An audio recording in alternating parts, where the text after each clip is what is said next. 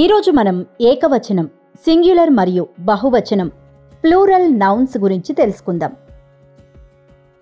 కానీ వాటి గురించి తెలుసుకునే ముందు నౌన్స్ అంటే ఏంటో అర్థం చేసుకుందాం రండి.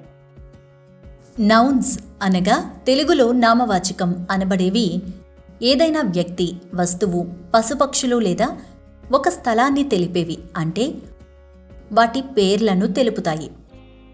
ఉదాహరణకి రీతు ఒక అమ్మాయి పేరు, లిజర్డ్ మరియు డాగ్ పశువుల పేర్లు, ముంబై మరియు ఇండియా ప్రదేశాల పేర్లు, మ్యాట్ మరియు బాల్ వస్తువుల పేర్లు. ఎప్పుడైతే నౌన్ ఒక వ్యక్తి, స్థలం, పశువు, వస్తువు గురించి తెలుపుతుందో దానిని సింగ్యులర్ నౌన్ అంటాము. ఎప్పుడైతే నౌన్ ఒకటి కంటే ఎక్కువ వ్యక్తులు, స్థలాలు, పశువులు, వస్తువుల గురించి తెలుపుతుందో దానిని ప్లూరల్ నౌన్ అంటాము. సింగ్యులర్ నౌన్ని ప్లూరల్ నౌన్గా మార్చడానికి 7 నియమాలు ఉంటాయి. రండి, ఈ నియమాలు ఏంటో తెలుసుకుందాం. పదండి, మొదటి నియమం ఏంటో చూద్దాం.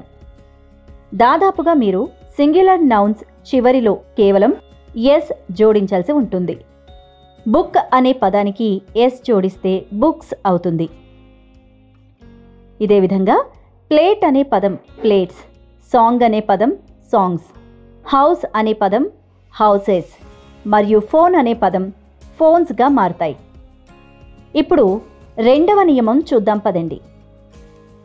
ఒకవేళ ఏదైనా singular noun S, SH, CH, O, X మరియు జెడ్ అనే అక్షరాలతో ముగుస్తుంటే దానిని ప్లూరల్గా మార్చడానికి ఈఎస్ జోడించాలి.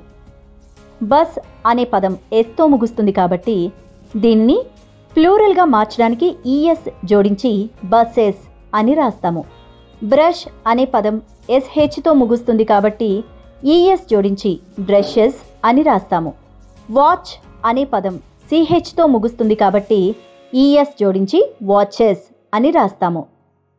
పొటాటో అనే పదం ఓతో ముగుస్తుంది కాబట్టి ఈఎస్ జోడించి పొటాటోస్ అని రాస్తాము. బాక్స్ అనే పదం ఎక్స్తో ముగుస్తుంది కాబట్టి ఈఎస్ జోడించి బాక్సెస్ అని రాస్తాము. ఇప్పుడు మూడవ నియమం. ఒకవేళ ఏదైనా సింగ్యులర్ నౌన్ ఎఫ్ లేదా ఎఫ్ఈతో ముగుస్తున్నట్లయితే ఎఫ్ మరియు ఎఫ్ఈని తొలగించి వాటి స్థానంలో విఈఎస్ జోడిస్తాము.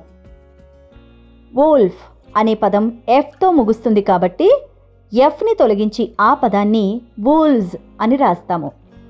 కాల్ఫ్ అనే పదం ఎఫ్తో ముగుస్తుంది కాబట్టి ఎఫ్ని తొలగించి ఆ పదాన్ని కాల్వ్స్ అని రాస్తాము. నైఫ్ అనే పదం ఎఫ్ఈతో ముగుస్తుంది కాబట్టి ఎఫ్ఈని తొలగించి ఆ పదాన్ని నైవ్స్ అని రాస్తాము. ఇప్పుడు నాలుగవ నియమం. ఒకవేళ ఏదైనా సింగ్యులర్ నౌన్ వైతో ముగుస్తూ దానికి ముందు అక్షరం కాన్సనెంట్ అయినట్లయితే వైని తొలగించి దాని స్థానంలో ఐఏఎస్ జోడిస్తాము. ఆర్మీ అనే పదం వైతో ముగుస్తుంది మరియు వైకి ముందున్న ఎం అనే అక్షరం కాన్సనెంట్ కాబట్టి దానికి ఐఏఎస్ని జోడించి ఆర్మీస్ అని రాస్తాం.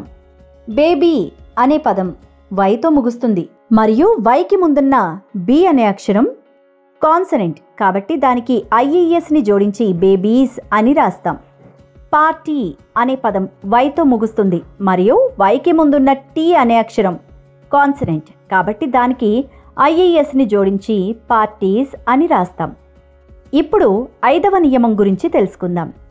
ఒకవేళ ఏదైనా సింగ్యులర్ నౌన్ వైతో ముగుస్తూ దాని ముందు అక్షరం ఓవెల్ అయినట్టయితే వైని అలాగే ఉంచి కేవలం ఎస్ని జోడిస్తాం. డే అనే పదం వైతో ముగుస్తుంది కానీ వైకి ముందున్న ఏ అనే అక్షరం ఓవెల్ కాబట్టి దానికి ఎస్ని జోడించి డేస్ అని రాస్తాం. బాయ్ అనే పదం వైతో ముగుస్తుంది కానీ వైకి ముందున్న ఓ అనే అక్షరం ఓవెల్ కాబట్టి దానికి ఎస్ని జోడించి బాయ్స్ అని రాస్తాం. కీ అనే పదం వైతో ముగుస్తుంది కానీ వైకి ముందున్న ఈ అనే అక్షరం ఓవెల్ కాబట్టి దానికి ఎస్ని జోడించి కీస్ అని రాస్తాం. ఇప్పుడు ఆరవ నియమం ఏంటో చూద్దాం. ఆంగ్ల భాష తమాషాగా ఉంటుంది. అందుకే ఇందులో కొన్ని సింగ్యులర్ నౌన్స్ ప్లూరల్ రూపంలోకి అస్సలు మారవు. షీప్, ఎయిర్ క్రాఫ్ట్ మరియు డీర్ లాంటి పదాలు ప్లూరల్ రూపంలో కూడా అలాగే ఉంటాయి. చివరగా ఇది 7వ నియమం. ఎటువంటి నియమాలు లేని మరియు తరచుగా చూడని కొన్ని ప్లూరల్ నౌన్స్ కూడా ఉంటాయి. మీరు కేవలం వాటి గురించి తెలుసుకొని గుర్తించుకోవలసి ఉంటుంది. చైల్డ్ అనే పదానికి ప్లూరల్ చిల్డ్రన్. ఉమెన్ అనే పదాన్ని ప్లూరల్గా మార్చడానికి ఏకి బదులుగా ఈ రాసి ఉమెన్ అని చదువుతాం. ఫూట్ అనే పదానికి ప్లూరల్గా మార్చడానికి ఓ బదులుగా ఈ రాస్తాం. ఆ పదం ఫీట్ అవుతుంది. మౌస్ అనే పదానికి ప్లూరల్ మైస్ మరియు పర్సన్స్కి ప్లూరల్ పీపుల్. వీడియోని ఆపండి మరియు స్క్రీన్ పైన ఉన్న పదాలను చదవండి. 7 నియమాలను గుర్తు తెచ్చుకొని కనిపిస్తున్న పదాలను ప్లూరల్లో రాసేందుకు ప్రయత్నించండి. మళ్ళీ వీడియోని చూస్తూ సమాధానాల్లో ఎన్ని సరైన ప్లూరల్ పదాలు రాశారో చెక్ చేసుకోండి.